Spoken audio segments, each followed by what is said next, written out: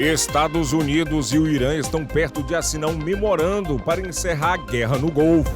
Donald Trump afirmou que os Estados Unidos vão obter urânio enriquecido do Irã em meio às negociações de paz. E o preço da gasolina disparou na Flórida, alta de 40 centavos em apenas uma semana. Washington voltou a endurecer o tom contra Cuba. O presidente Lula embarcou para os Estados Unidos para um encontro com Donald Trump na Casa Branca nesta quinta-feira e anunciou redução de 50% nas taxas de passaportes em consulados e embaixadas no exterior. No estado de Washington, uma mulher foi presa após tentar atropelar um menino de bicicleta em uma calçada. Imagens de câmera registraram a perseguição. Agora, no Brasil News.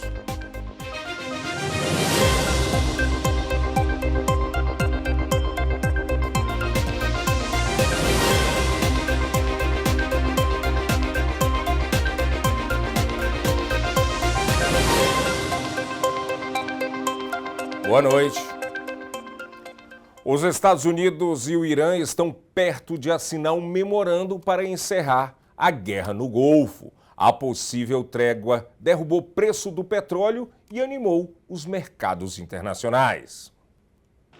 Os Estados Unidos e o Irã estão perto de um acordo sobre um memorando de uma página para acabar com a guerra no Golfo. Uma proposta com 14 pontos encerraria formalmente o conflito, seguida por discussões para desbloquear a navegação no Estreito de Hormuz, suspender sanções norte-americanas contra o Irã e designar limites ao programa nuclear iraniano. As informações são de duas fontes familiarizadas com as negociações, uma delas paquistanesa. O Paquistão está mediando as discussões entre Teherã e Washington. A notícia foi divulgada horas depois de Donald Trump afirmar, na terça-feira, que suspenderia temporariamente a operação montada para ajudar navios a escaparem do Estreito de Hormuz. Ele escreveu sobre o assunto nas redes sociais, dizendo, abre aspas, nós concordamos mutuamente que, enquanto o bloqueio permanecerá em pleno vigor e efeito, o projeto Liberdade será pausado por um curto período de tempo para ver se o acordo pode ser finalizado e assinado. Já o secretário de Estado, Marco Rubio, enfatizou que a pausa não significaria que o Irã seria autorizado a controlar o tráfego na região. Esta não é uma operação ofensiva. Esta é uma operação defensiva. E o que isso significa é muito simples. Não há tiros, a menos que atirem contra nós primeiro. Não estamos atacando eles. Não estamos. Mas se eles estão nos atacando, então estão atacando um navio, e é preciso responder a isso. A notícia de um acordo iminente derrubou os preços globais do petróleo e as bolsas internacionais dispararam com o otimismo em relação ao fim das interrupções no fornecimento de energia. Desde o início da guerra, o Irã efetivamente bloqueou o estreito, medida que interrompeu o fluxo de 1/5 do petróleo de todo o mundo, elevando os preços de commodities em todo o planeta. Vocês sabem, eles atiram de pequenos barcos com zarabatanas. Falando no Salão Oval, o presidente republicano disse que, a partir das ações norte-americanas, as forças armadas iranianas foram tornadas ineficazes e que Teherã queria paz, apesar de suas ameaças públicas. Donald Trump afirmou que os Estados Unidos vão obter urânio enriquecido do Irã em meio às negociações para encerrar a guerra no Golfo. O presidente reforçou que não permitirá que Teherã desenvolva armas nucleares. Veja o trecho do que disse o presidente Trump. In the case of Iran, we're not going to let Iran have a nuclear weapon. We're not going to let that happen, and we won't let that happen. And so we're dealing with people that want to make a deal very much, and we'll see whether or not they can make a deal that's satisfactory to us. We have it very much under control. Hi, Mr. President. Can you tell us what you think about the extracting the uranium from Iran? Yeah, we're going to get it. How will you get it, sir? We're going to get it. Vamos ver agora um giro de notícias pela região de New York e New Jersey. Em New York, um homem foi condenado a 20 anos de prisão após empurrar uma mulher contra um trem em movimento no metrô de Manhattan. O ataque aconteceu em 2023 e deixou a vítima de 35 anos paralisada do pescoço para baixo. Segundo a promotoria, o agressor seguiu a mulher após ela sair do vagão e a empurrou violentamente na plataforma. A vítima sofreu fraturas graves na coluna e segue em recuperação. O caso chocou moradores da cidade pela brutalidade do ataque. Moradores de Forest Hills, no Queens, em Nova York, encontraram símbolos nazistas pintados em carros, casas, uma creche e até em sinagogas da comunidade judaica. A polícia divulgou imagens de 4 suspeitos envolvidos nos atos de vandalismo, investigados como crimes de ódio antissemita. O prefeito de Nova York condenou os ataques e afirmou que o objetivo era espalhar medo. Até agora, ninguém foi preso. Um homem morreu após um incêndio destruir um prédio no bairro de Mott Haven, no Bronx, em Nova York. O fogo começou por volta das 5 horas da manhã em um imóvel comercial com apartamentos no andar de cima. Bombeiros encontraram pessoas fugindo pelas janelas do segundo andar, que seria ocupado irregularmente. Após controlar as chamas, os agentes localizaram o corpo da vítima dentro do prédio. A estrutura ficou comprometida com parte do teto e do segundo andar desabando. 2 bombeiros ficaram feridos e a causa do incêndio ainda está sendo investigada. 2 homens morreram após desaparecerem durante um passeio de caiaque em Southampton, no estado de Nova York. Segundo a polícia, os 2 saíram para remar na noite de terça-feira, em um único caiaque na região de Shinnecock Bay. Familiares acionaram as autoridades após eles não retornarem. Uma grande operação de buscas foi montada e os corpos foram encontrados na madrugada desta quarta-feira.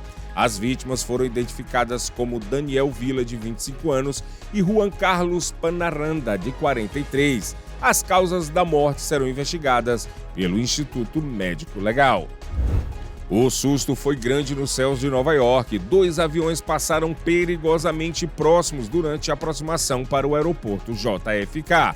Segundo o controle de voos e tráfego aéreo, a distância entre as aeronaves foi de cerca de 500 pés, pouco mais de 150 metros. O piloto de um voo regional da Delta relatou que um pequeno avião cruzou sua frente durante o pouso. O sistema anticolisão chegou a emitir alerta, mas não houve necessidade de manobra evasiva brusca. A FAA investiga o caso, que aconteceu um dia após outro incidente aéreo próximo ao aeroporto de Newark. Em New Jersey, o incêndio de grandes proporções que atingiu um armazém em Belleville manteve as escolas públicas fechadas nesta quarta-feira. O fogo começou no domingo e destruiu um quarteirão inteiro, atingindo depósitos de empresas da região. Autoridades estão preocupadas com a fumaça tóxica e os produtos químicos liberados no ar. O incêndio chegou a atingir entre 12 e 14 alarmes, e até as casas próximas foram afetadas. Equipes seguem trabalhando na limpeza e no monitoramento da qualidade do ar nas escolas da cidade. Um novo vídeo mostra o pouso de um avião da United Airlines no Aeroporto Internacional de Newark, que quase terminou em tragédia. Nessas novas imagens mostram o momento em que a aeronave, com 231 pessoas a bordo, atinge um poste de luz e um caminhão durante a aterrissagem, em meio a fortes rajadas de vento. O motorista do caminhão ficou ferido e se recupera. O avião sofreu danos na fuselagem, incluindo um buraco na lateral. Autoridades investigam o acidente. Um passageiro foi detido no Aeroporto Internacional de Newark após causar tumulto a bordo do voo da United Airlines vindo da República Dominicana. Segundo a polícia da autoridade portuária, o incidente aconteceu pouco antes do pouso. Um homem de 48 anos foi levado para avaliação psiquiátrica após ser retirado da aeronave no portão de desembarque. O avião transportava 170 passageiros e 6 tripulantes. Uma pessoa recusou o atendimento médico. Uma joalheria portuguesa foi alvo de um assalto ousado em plena luz do dia nesta quarta-feira na Ferry Street, no bairro do Ironbound, em Newark. Segundo testemunhas, vários suspeitos desceram de um carro, quebraram as vitrines e invadiram a loja em segundos. Os criminosos encheram bolsas com joias e fugiram rapidamente. O caso assustou comerciantes e moradores da região, aumentando a preocupação com a segurança em uma das áreas mais movimentadas da cidade. Até agora, a polícia não divulgou informações sobre prisões ou suspeitos. A seguir, o preço da gasolina subiu 40 centavos em uma semana na Flórida.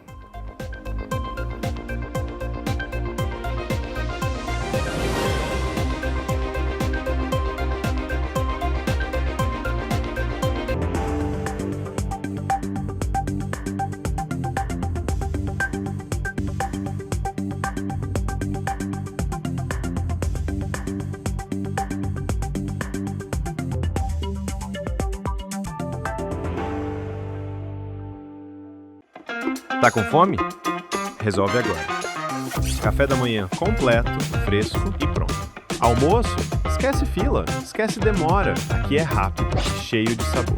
Bateu à vontade à tarde? A gente entrega. Abre o DoorDash, procura Teixeiras Bakery. Pediu? Chegou. Simples assim. Peça agora. Teixeiras Bakery. Mata a fome do jeito certo.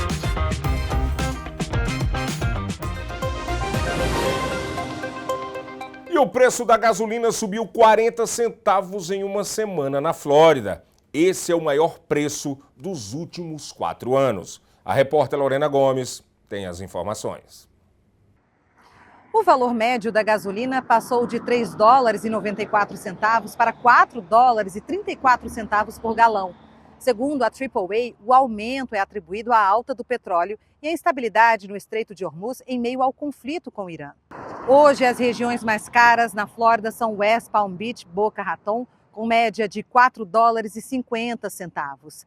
Já os menores preços estão em Pensacola e na região de Crestville, Fort Walton Beach, abaixo de $4. Na Flórida Central, incluindo Orlando, a média gira em torno de $4,35 por galão. Segundo especialistas, a tendência ainda é de preços pressionados, enquanto o cenário internacional permanecer instável. E autoridades e especialistas estão cobrando mais responsabilização após a morte de mais uma preguiça resgatada do projeto Sloth World. O zoológico da Central Flórida confirmou a morte do terceiro animal em menos de 2 semanas, entre os 13 que foram transferidos para tratamento sob cuidados intensivos. Relatórios apontam que pelo menos 31 preguiças já haviam morrido antes, enquanto eram mantidas em condições precárias em um galpão sem água, sem energia e com aquecimento deficiente. O caso levou a pedidos de investigação criminal. Diante da repercussão do caso, o projeto foi cancelado e o proprietário anunciou que deve pedir falência. Uma coletiva está marcada para os próximos dias para discutir possíveis mudanças nas leis e maior fiscalização de casos como este. E um homem identificado como Héctor Manuel Cruz, de 29 anos, foi preso na Pensilvânia e responde por ameaças de morte e assédio cibernético contra uma mulher aqui da Flórida. Segundo a polícia, o caso começou após um relacionamento pelo Instagram, que evoluiu para um comportamento obsessivo e violento. Ele teria ameaçado atirar na vítima e dito que viria até a Flórida para matá-la. As ameaças se estenderam ao trabalho da vítima e envio de conteúdo privado. A investigação levou ao rastreamento do suspeito em mais de um estado, incluindo Connecticut e Pensilvânia. Ele foi preso na Pensilvânia e aguarda extradição para a Flórida. A polícia afirma que ele tem histórico criminal e pode haver outras vítimas. E um episódio de descontrole no Parque Epcot Center em Orlando terminou com a prisão de um turista brasileiro e banimento permanente dos parques da Disney na Flórida. O caso aconteceu em 21 de abril na área da personagem Mirabel, do filme Encanto. Segundo testemunhas, Diego Rodrigues teria tentado furar a fila com a família e teria sido orientado a respeitar a ordem. A situação teria evoluído para discussões e relatos de comportamento agressivo com a equipe. Ele teria agarrado o braço de uma funcionária, o que levou à intervenção da segurança e da polícia do condado de Orange. Diego foi preso por agressão e banido permanentemente dos parques da Disney. A empresa mantém uma política de tolerância zero para agressões. E a missão Artemis II transformou abril deste ano em um mês recorde para a costa espacial da Flórida. O escritório de turismo divulgou os números na terça-feira. Cerca de 346 mil visitantes viajaram ao condado de Brevard para acompanhar o lançamento histórico da missão Artemis II no Kennedy Space Center. O impacto foi direto na economia. Foram mais de 41 milhões de dólares em gastos locais durante a semana do evento. Os dados divulgados pelo Escritório de Turismo da Costa Espacial superam o registro da Artemis I, que havia atraído cerca de 226 mil pessoas em 2022. A missão deste ano marcou o primeiro voo tripulado ao redor da Lua em 50 anos, com uma equipe de 4 astronautas em uma jornada de 10 dias. Diante da alta demanda, as autoridades já planejam a expansão de infraestrutura e transporte, com meta de até 500 lançamentos por ano. Os Estados Unidos voltaram a endurecer o tom contra Cuba. O secretário de Estado Marco Rubio classificou a situação na ilha como inaceitável. O secretário de Estado dos Estados Unidos, Marco Rubio, disse à imprensa na Casa Branca na terça-feira que o cenário atual em Cuba era inaceitável. Ele disse também que os Estados Unidos vão abordar o assunto, mas não naquela ocasião. There's no oil blockade on Cuba per se. Here's what's happening with Cuba, okay? Cuba used to get free oil from Venezuela. Used to give them a bunch of free oil. They would take like 60% of that oil and resell it for cash. It wouldn't even go to benefit the people. So the only blockade that's happened is the Cubans have decided, the Venezuelans have decided we're not giving you free oil anymore. Their economic model doesn't work. Doesn't work. And the people who are in charge can't fix it. And we have 90 miles from our shores a failed state that also happens to be friendly territory for some of our adversaries. So it's an unacceptable status quo. I will be addressing it, but not today. Buscando pressionar ainda mais Havana após depor o líder venezuelano, o presidente Donald Trump assinou uma ordem executiva em 1º de maio, ampliando as sanções contra o governo cubano, segundo funcionários da Casa Branca. As novas sanções têm como alvo pessoas, entidades e afiliados que apoiam o aparato de segurança do governo cubano ou são acusados de corrupção e violações de direitos humanos. No próximo bloco, o presidente Lula embarcou para os Estados Unidos na tarde desta quarta-feira para uma reunião com Donald Trump na Casa Branca.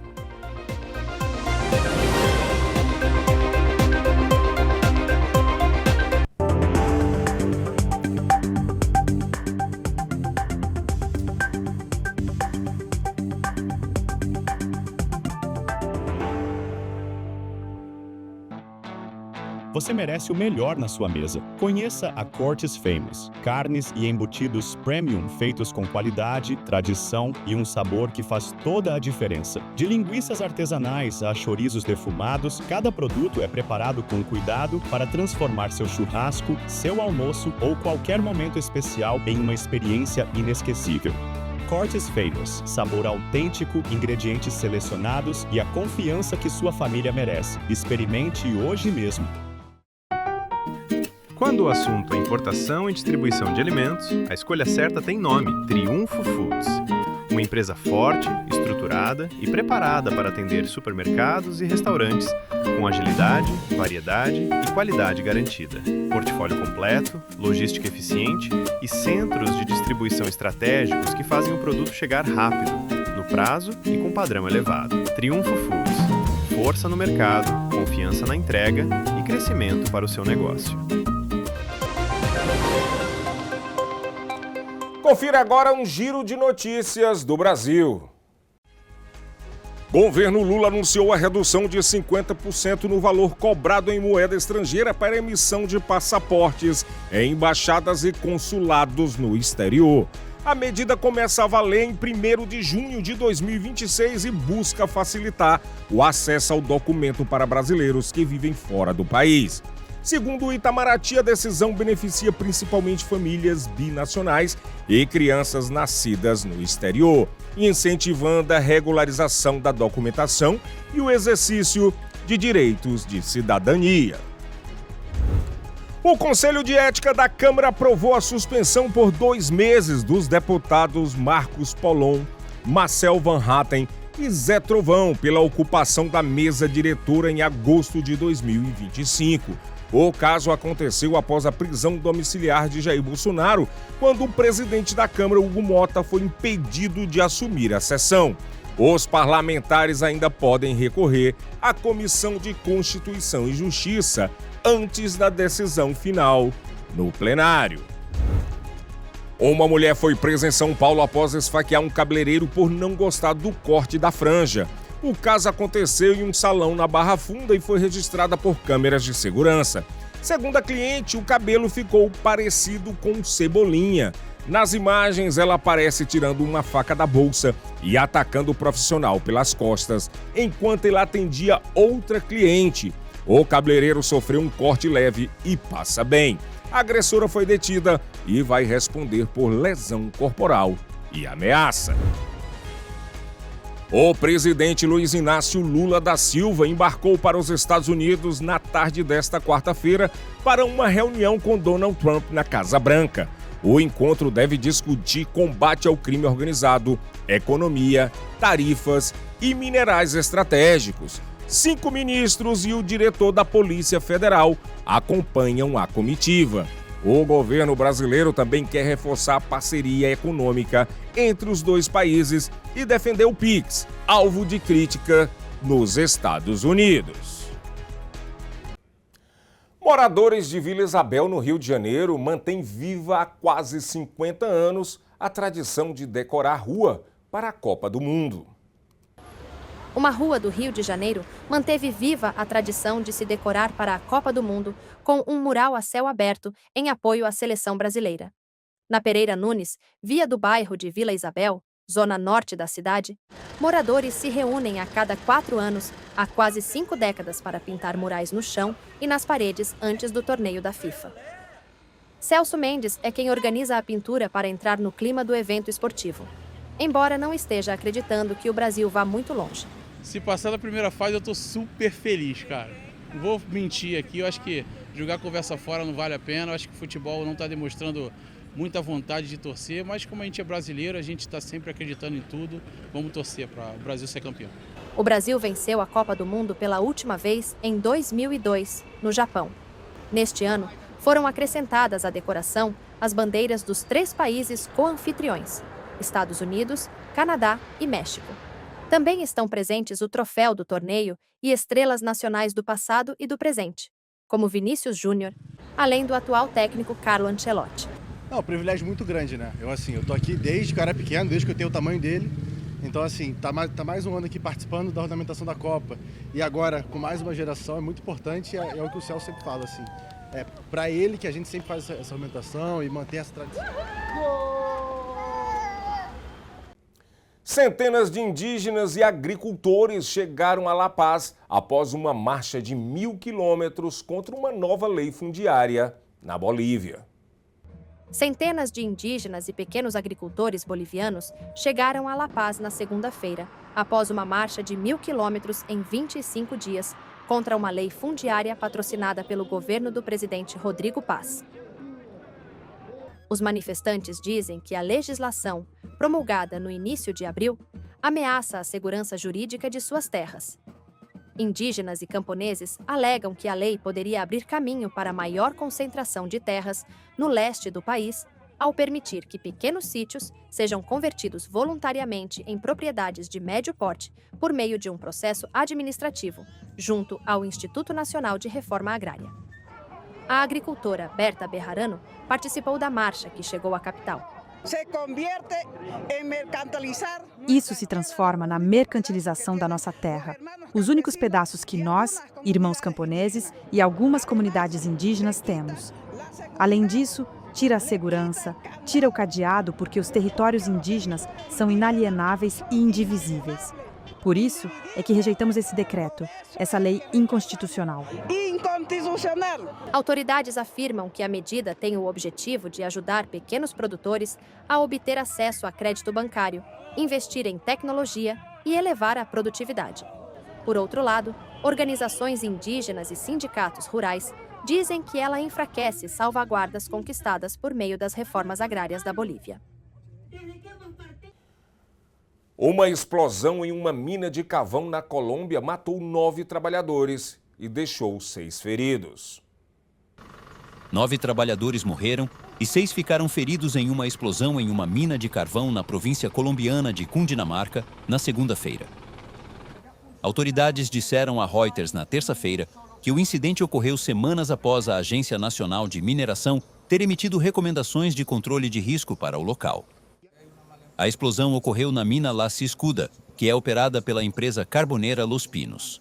O órgão regulador informou que o acidente aparentemente foi causado por um acúmulo de gases e que havia recomendado que a mina reforçasse suas medidas de segurança durante uma visita ao local, na qual identificou gases, incluindo metano, que poderiam se tornar perigosos.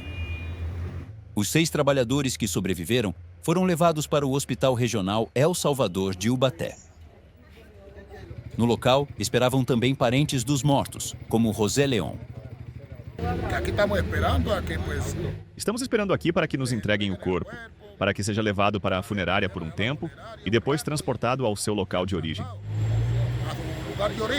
Acidentes graves são comuns em minas de carvão e ouro a céu aberto e subterrâneas na Colômbia, principalmente em operações ilegais ou informais e naquelas sem medidas de segurança adequadas. Ataques russos deixaram pelo menos 25 mortos no leste da Ucrânia, horas antes do prazo para um cessar-fogo proposto por Kiev. Um ataque russo com bomba guiada à cidade de Zaporizhia, no sudeste da Ucrânia, matou 12 pessoas e feriu 20 na terça-feira, segundo o governador regional Ivan Fedorov.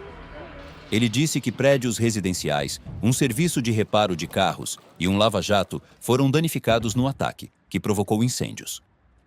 A autoridade municipal, Regina Karchenko, avaliou a cena. Um ataque cínico a instalações na cidade de Zaporizhia. 4 bombas aéreas guiadas. Após o impacto, o inimigo começou intencionalmente a atacar esses locais com drones Shahed. Por muito tempo, trabalhadores do Serviço Estatal de Emergências e Serviços Municipais não conseguiram se aproximar do local. Esse foi um de vários bombardeios no leste da Ucrânia que mataram pelo menos 25 pessoas na terça-feira, horas antes do prazo de meia-noite proposto por Kiev para início de um cessar-fogo por tempo indeterminado. A Rússia anunciou uma trégua para os dias 8 e 9 de maio, para coincidir com as comemorações da vitória da União Soviética sobre a Alemanha nazista na Segunda Guerra Mundial e um desfile militar na Praça Vermelha de Moscou.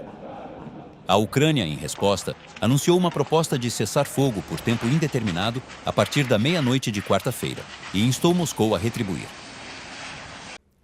O jornal The New York Times está sendo processado pela Comissão de Igualdade de Oportunidades dos Estados Unidos por uma suposta discriminação contra um editor branco. O New York Times foi processado na terça-feira pela EEOC, a Comissão de Igualdade de Oportunidades de Emprego dos Estados Unidos, por supostamente discriminar um editor branco do sexo masculino por causa de sua raça e gênero. A agência, um órgão federal, afirma que, para atender a metas de diversidade, o jornal deixou de promovê-lo a um cargo editorial sênior. Segundo a EEOC, isso viola a Lei dos Direitos Civis de 1964. O processo reflete a mudança de postura da comissão para se alinhar às políticas do presidente Donald Trump. A ação judicial foi apresentada em nome de um veterano do Times que buscou uma promoção no ano passado. De acordo com a queixa, ele foi preterido apesar de ser qualificado e o cargo ficou com uma mulher multirracial com menos experiência. A EEOC alega que o veículo agiu com malícia ou indiferença imprudente em relação aos direitos do editor branco. O órgão busca pagamento retroativo, indenizações e o fim das supostas práticas discriminatórias do jornal. O New York Times negou veementemente as acusações, chamando-as de politicamente motivadas. Veja agora um giro de notícias por todos os Estados Unidos. Em Spokane, no estado de Washington, uma mulher foi presa acusada de tentar atropelar uma criança que andava de bicicleta em uma calçada. Imagens de câmeras de segurança mostram o momento em que a motorista sobe com o carro na calçada e persegue o menino.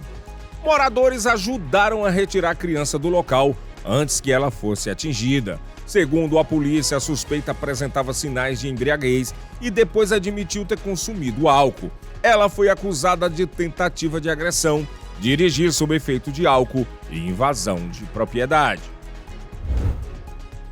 Em Washington, D.C., um manifestante que passou 5 dias no alto de uma ponte desceu nesta quarta-feira após dizer que ficou sem água.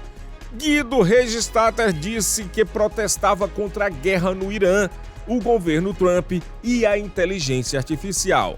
O homem disse que protestava contra a guerra no Irã, o governo Trump e a inteligência artificial. Com a ajuda da polícia, ele saiu da estrutura da ponte e foi levado de ambulância. O estado de saúde dele não foi divulgado. Segundo a imprensa local, o ativista poderá responder criminalmente pelo protesto. Não é a primeira vez que ele escala a mesma ponte. Em 2022, ficou 28 horas no local em protesto contra a decisão da Suprema Corte sobre o aborto. Na Califórnia, helicópteros, tratores e caminhões de bombeiros foram mobilizados durante a semana de preparação para incêndios florestais. Autoridades alertam que os incêndios já não são mais uma ameaça sazonal, mas um perigo constante durante todo o ano.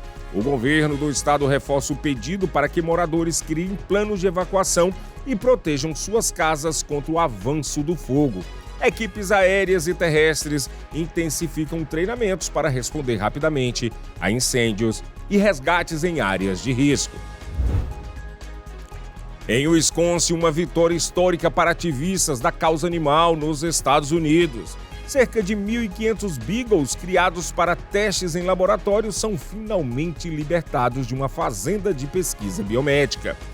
As organizações Big Dog Ranch Rescue e Center for Humane Economy pagaram um valor não divulgado para resgatar os animais.